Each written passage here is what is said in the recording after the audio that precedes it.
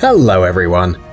It's no secret to anyone that the cinema continues to develop, and today's graphic design is at such a high level that it's impossible to distinguish computer-generated imagery from a real set shot. Yes, more and more movies include CGI, and it's hard to imagine a blockbuster without a lot of special effects. But if you're interested in how those movies look without them, then get comfortable and get ready for a few surprises. So here we have 7 films before and after special effects. Go ahead.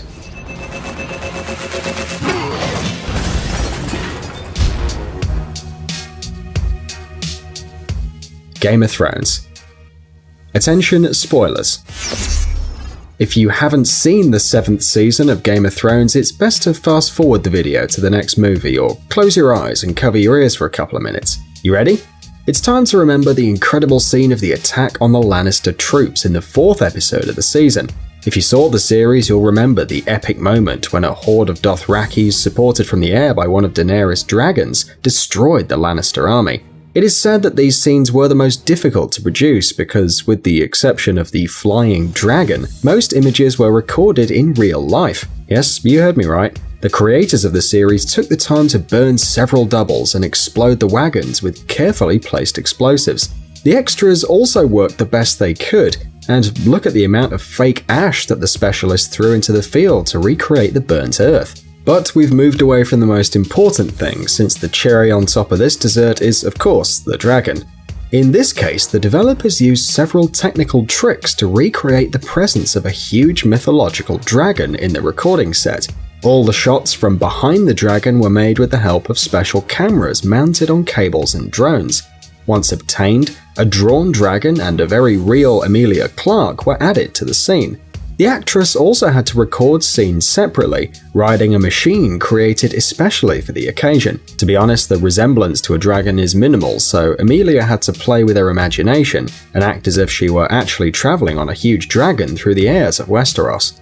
Around the actress, there were not even fake clouds. The whole scene was filmed on a green background. A similar situation was experienced in the 6th episode of the season, where Daenerys and her dragon managed to save Jon Snow and his team. After the traditional indoor recordings, Emilia was able to participate in the open field scenes with the other actors, on an island in the middle of a frozen lake. But, as it were, you can see the dragon's huge green back. Exactly that was the point at which the protagonists were running, trying to save themselves from the army of the dead.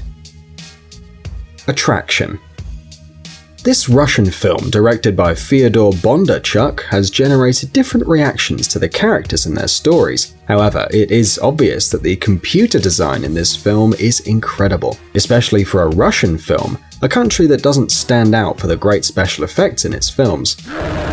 Besides, it is the first Russian alien film and its creators made quite an effort. For example, look at this scene from the trailer. A huge alien spacecraft lands in a region of Moscow, destroying huge buildings, bridges and stadiums in its path. It's hard to believe that all this is the result of the work of graphic designers.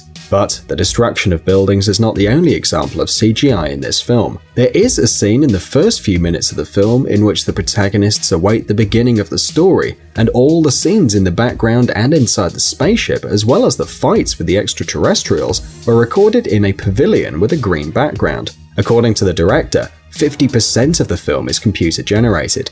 The only question is, how did the actors imagine the space visitors in order to realistically recreate the encounter with them? Logan. Unlike the previous 2 films, Logan is not famous for the epic battle scenes between the good guys and the bad guys. Doesn't even have any great special effects, unlike the X-Men movies. Of course, digitized backgrounds were added in some places, but most of the special effects were dedicated to the film's protagonist. It's no secret that Hugh Jackman is the perfect actor for the role of Wolverine. But even the physical resemblance doesn't allow the actor to regenerate himself as the superhero, let alone use his adamantium claws. All this is possible thanks to the use of the CGI. In addition, the 18 classification of the film allowed us to enjoy decapitations and extractions of realistic and quite bloody bullets. By the way, some special effects were also used to give life to Laura, Wolverine's little clone, allowing her to have the same claws as Logan and throw herself at enemies with the same ferocity.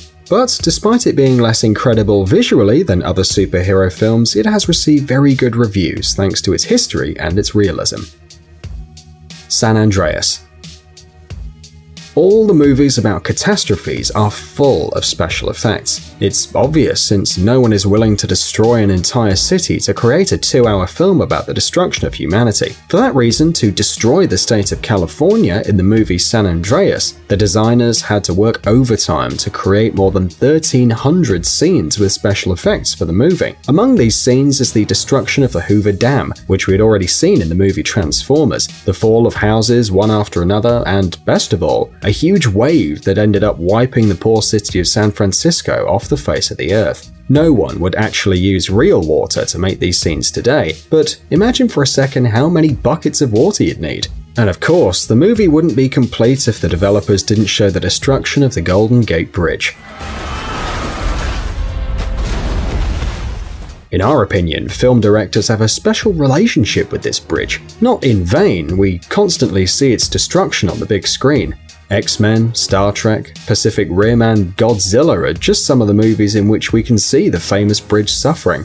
But the artists of the film in San Andreas made an effort to achieve very realistic scenes of destruction, combining between 4 and 15 images from the same place, mixing computer-generated images with real photographs, and performing all kinds of cinematic tricks. But the most amazing special effect of the film is Dwayne Johnson, who played his first dramatic role in this film, and his acting skills are pretty impressive, don't you think? Spider-Man: Homecoming. Superhero movies don't surprise anyone anymore, and special effects have been a commonplace for a long time. But what would you think of a movie about a comic book character without CGI, and moreover without a stuntman for the main character? Yes, it's true. Tom Holland in the latest Arachnid Hero movie did all the tricks you see on screen on his own. Of course, they protected him with cables and green carpets on the floor, but all the turns and jumps were made by the actor himself.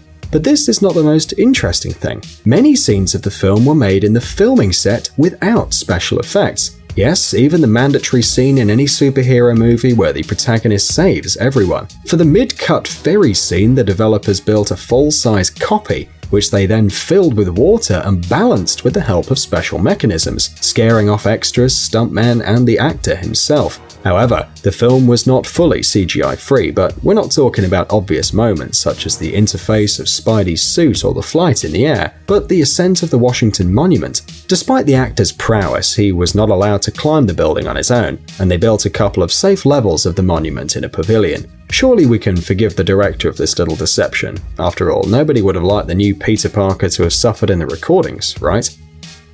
Transformers: The Last Knight.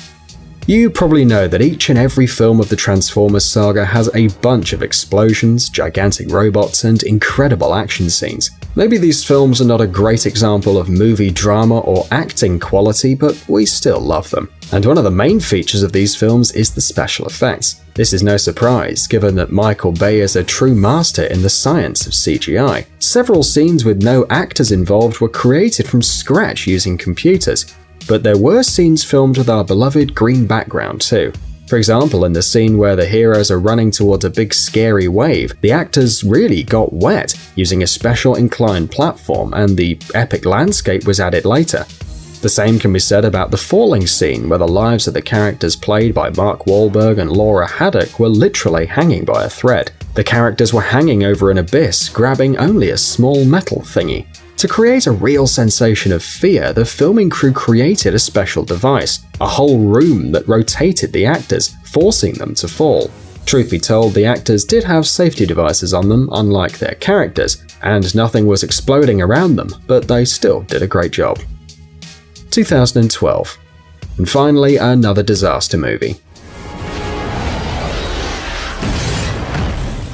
Okay, we admit we really do like this genre. In addition, there's nothing better to create special effects than situations of general, real chaos. In the film 2012, there are plenty of them. More than 500 scenes filled with various destructions and natural disasters can impress even skeptics. According to Stefan Toriansky, an artist on visual effects, many moments in the film demanded simply colossal computing power, so much was the work done. They even used 250, can you picture it? 250 of the most powerful computers to process all the graphical information. And this is without counting the numerous takes involving actors. By the way, most of the scenes in the 2012 movie, like in the movie San Andreas, are multi-layered. That is, they consist of several images. The pictures were superimposed on each other in such a way that you could accurately believe, for example, that the aircraft carrier was actually sweeping away the White House from the face of the Earth, and that the plane was moving between the falling skyscrapers.